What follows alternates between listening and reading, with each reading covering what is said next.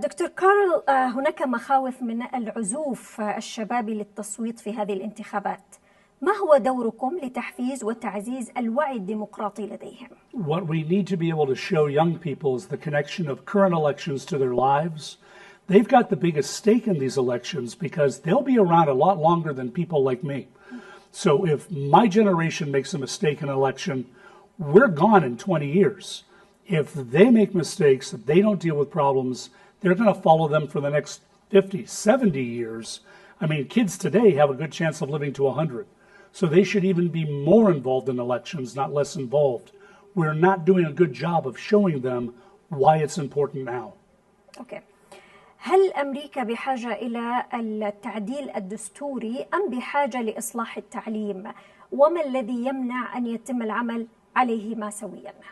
We need to change both because our Constitution is the state of the art in 19th century governance. We need to update it for the 21st century, an age of artificial intelligence, of social media. Our system just does not accommodate how to bring people into it effectively. And education, we're doing, again, the state-of-the-art 19th century industrial education. We bring people into a classroom. We'll do an hour of math, hour of English, hour of government. No time in your life will you ever act like that again. We need to show how everything's interconnected in education. But that requires vision and that requires money and funding. نعم. طيب، انتخابات 2024 منذ البداية يروج لها بأنها قد تكون غير شفافة، وذلك مربوط بفوز الرئيس ترامب من عدمه في هذه الانتخابات. كيف يمكن أن تعلقون على ذلك وتعززون الشفافية والعدالة للأجيال في الجامعات ومراكز الأبحاث؟ Ultimately, the only thing that is going to change minds is the passage of time.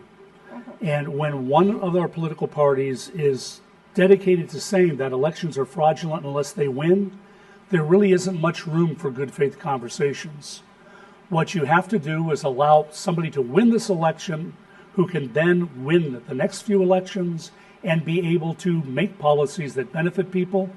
My bet is by the 2030s, 2040s, people in liberal democracies will look back on the 2020s like, what were we thinking? Why were we acting like this? But it takes time for these things to play out. And certain political movements have to go away over time because they're not efficient. I think that's what will happen.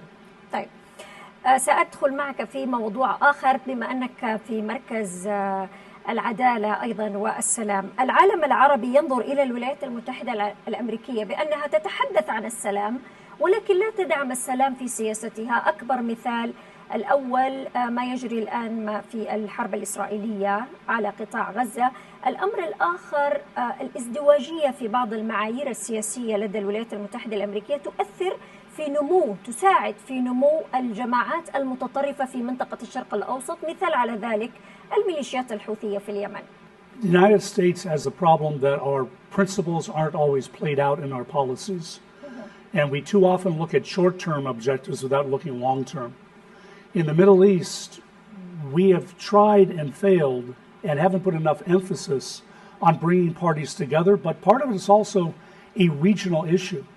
Until all the parties are willing to establish a basic social contract. You know, Palestinians have a right to a state. Israel has a right to exist.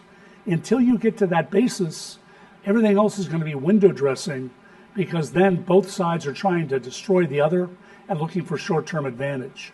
The U.S. in that situation is always put in the position of defending Israel because we helped to create Israel and see a moral obligation to supporting Israel.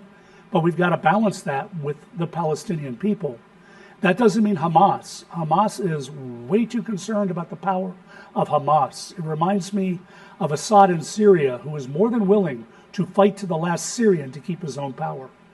You need to find good faith partners on both sides and then people who can broker deals like the Saudi government, like the Jordanian government. When you establish that sort of trust, over time you can play things out. But you also have to pump billions of dollars into Gaza to rebuild what's been broken. نعم. هل أنت تؤيد خروج القوات الأمريكية من منطقة الشرق الأوسط؟ هناك سياسة تؤيد ذلك وهناك سياسة لا تحبذ خروج القوات الأمريكية على غرار سوريا أو قوات التحالف أيضا في العراق. ما هو رأيكم في هذا الشأن؟ The problem is when the United States withdraws without having created a structure that can maintain stability, you end up with instability. Look at Afghanistan. Now, historically, the United States, once troops are there, tend to stay there for a while. Look at Okinawa, look at Asia. If you can develop a process where there's stability and not the recurrent back to square one violence, American troops can go. Maybe bring in United Nations troops, regional coalitions. But until the rest of the world's willing to step up to maintain stability, the United States gets stuck with being the world's policeman, a role Americans don't like, and our government doesn't do well.